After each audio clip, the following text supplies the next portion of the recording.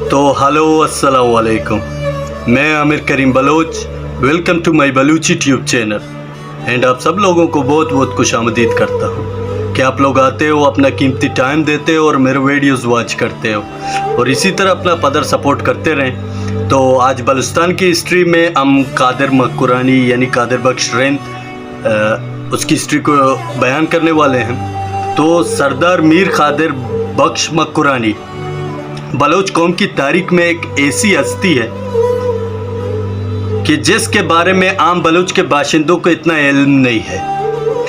अच्छा, बल्कि अगर ये कहा जाए कि इस अजीम जंगजू के रहनुमाई के बारे में बलोच बाशिंदों को कोई खास मालूमात नहीं रखते हैं। अलबत्ता सरदार कादिर बख्श रेंद बुनियादी तौर पर केच मक्कुरान का बाशिंदा था, जो कराची में आकर आबाद हो गया था, जिसके ज़माने में अंग्रेज़ कलात और सिंध पर हमलावर थे। तो सरदार कादिर बख्श ने भी कराची में इन हमलावरों के खिलाफ हथियार उठाए और मुसलसल अपनी कोशिशें जारी की। इनके बारे में बहुत कम मवाद दस्तयाब है, जिसकी वजह से इनकी ज़िंदगी और मुकम्मल हालात के बारे में मालूमात ना होने के बराबर है। अलबत्ता कुछ मुख्तसर मालूमात इस सिलसिले में दस्तयाब है, जिनके मुतालिक से कादिर मक्कुरानी के हालात और कोशिशों पर किसी हद तक रोशनी पड़ती है। बलूची ज़ुबान के मशहूर शायर जनाब J.R. मुल्ला ने इस सिलसिले में कुछ अशार भी कहे हैं। कुछ मवाद इंडिया गुजरात के गजरेट और दिगर तारीखी कुतुब में दस्तयाब है, जबकि इंडिया इंडस्ट्री के बाज़ कुतुब में इनके बारे में मुख्तसर मालूमात दस्तयाब है। इन मवाद के पढ़ने से किसी हद तक कादिर मक्कुरानी के हालात और असल वतन के बारे में पता चलता है। इंटरनेट की वेबसाइट विकिपीडिया पर भी इनके बारे में तारुफी कलमात और कोशिशों के बारे में चंद लाइनें नज़र आ जाती हैं। अहम बात यह है कि 1950 के दौरान बहर अली बलोच नामी एक प्रोड्यूसर ने एक फिल्म बनाई थी, जिसका नाम जाग उठा इंसान था। यह फिल्म कादिर मक्कुरानी की ज़िंदगी और कोशिशों के बारे में और उसकी जद्दोजहद कोशिशों के बारे में बनाई गई थी।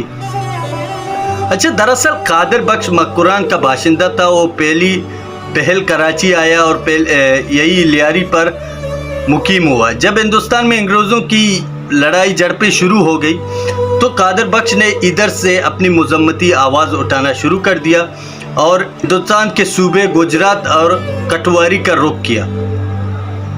बाज़ ज़रिए से पता चलता है कि इनकी कार्रवाइयों में कराची या मक्कुरान से भी बाज़ कटवारी ख़ानदान शामिल थे। मुमकिन है ये कटवारी ख़ानदान गवादर के बाशिंदे हो, जहां वो ताजर आबाद थे। बाज़ कटवारी ख़ानदान अब भी गवादर में बसते हैं और मकामी बलोच बाशिंदों के माबेन रखते हैं और बलूची ज़ुबान बोलते हैं। कठवाड़ पहुंचकर उन्होंने अपनी और अपने साथियों की खिदमत नवाब आप कठवाड़ को पेश किए। लिहाजा नवाब आप कठवाड़ ने इन्हें अपने इलाके में वसी ज़राए अराज़ी अता की और इन्हें आबाद होने का मौका फराहम किया।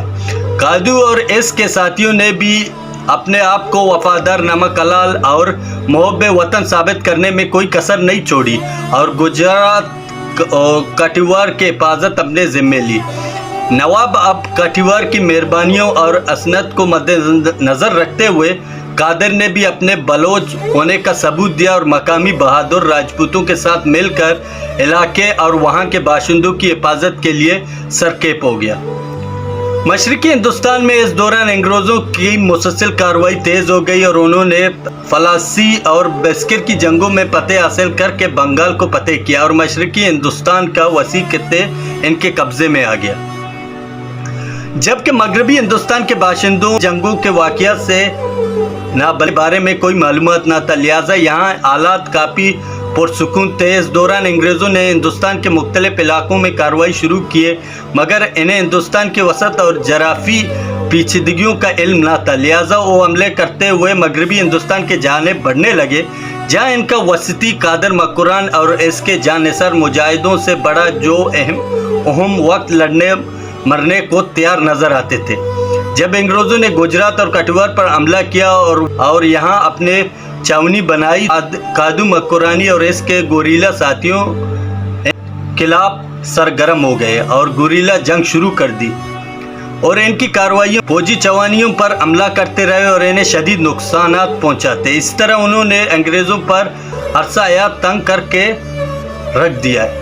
ان حالات میں انگریزوں نے کادو مکرانی گاؤں پر حملہ کرنا چاہا اور اس مقصد کے خاطر بھاری ہتھیار اور کیسر فوج وہاں پہنچا دی، جس کے نتیجے میں کادو مکرانی نے انگریزوں کے ساتھ چھاپا مار جنگوں کا ایک لاتعمل سلسلہ شروع کر دیا اور انگریزوں پر اپنی زندگی تنگ کر دی. جب جنگ میں انگریز سرکار اس عظیم گوریلا جرنیل کو شکست دینے میں ناکام ہوا تو بلا آخر اس نے اپنی روایت مکاری اور عیاری سے کام لیا اور انگریزوں نے کادو مکرانی کی صرف کی قیمت مقرر کی اور اسے زندہ یا مردہ پیش کرنے والوں کو مبلغ 1000 روپے نقد اور 20 ایکڑ زمین دینے کا اعلان کیا.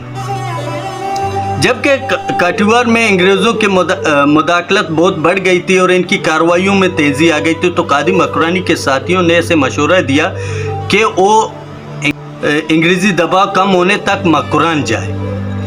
تو ان حالاتوں کو دیکھتے ہوئے تو قادر بخش رند نے یہ فیصلہ کر دیا کہ وہ مکران جائے گا. اس حوالے سے اس نے ایک شتربان سے بات کی اور اسے معاوضہ پر مکران جانے پر راضی کیا. چنانچہ قادر پر انگریز سرکار نے انعام مقرر کیا تھا. تو اس کے جو شتربان تھا لہٰذا وہ بہت چالاک شخص تھا جس نے کادو مکرانی کو پہچان لیا اور لالچ میں آ گیا. وہ اسے اپنے اونٹ پر بٹھا کر کراچی کے بغدادی تانے لے آیا اور اسے پولیس کے حوالہ کرنا چاہے. کادو مکرانی نے این وقت پر خطرے کو بھانپ لیا، لہٰذا اس نے پوری مذمت کی اور شتربان اور سنتری جو تانے پہ موجود تھی اس کو دونوں کو مار کر فرار ہو گیا.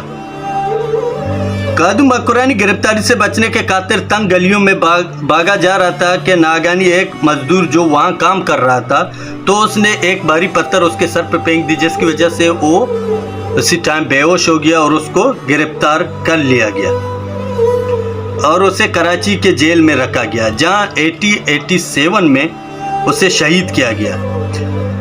اس کی باڈی کو درہ خان بلوچ نے وصول کی اور اس کو درہ لائن کالا کوٹ لیاری لے آئے جہاں ان کی باڈی کو ملا غلام خان نے غسل دیا اور انہیں اعزاز کے ساتھ لیاری کے میوہ شاہ قبرستان میں دفنایا گیا. آج بھی لوگ میوہ شاہ قبرستان جاتے ہیں، شہید قادر بخش مکرانی اور ان کے انگریزوں کے خلاف زبردست کوششوں کو خراج عقیدت پیش کرتے ہیں اور ان کے اصل ثواب کے لیے دعا کرتے رہتے ہیں. تو یہ قادر بخش رند کی کہانی تھی. کہانی کیا ہسٹری میں اس کی ایک کوشش تھی جو ہندوستان میں بھی اس نے اپنا بلوچوں کا ایک نام رکھا تھا کہ بلوچ اپنا زبان پہ ہر قیمت پر قائم رہیں گے، بھلے ہی وہ جان پر بنائے مگر وہ اپنے زبان پہ پیچھے نہیں ہٹیں گے. تو یہ تھا ہمارا ہسٹری.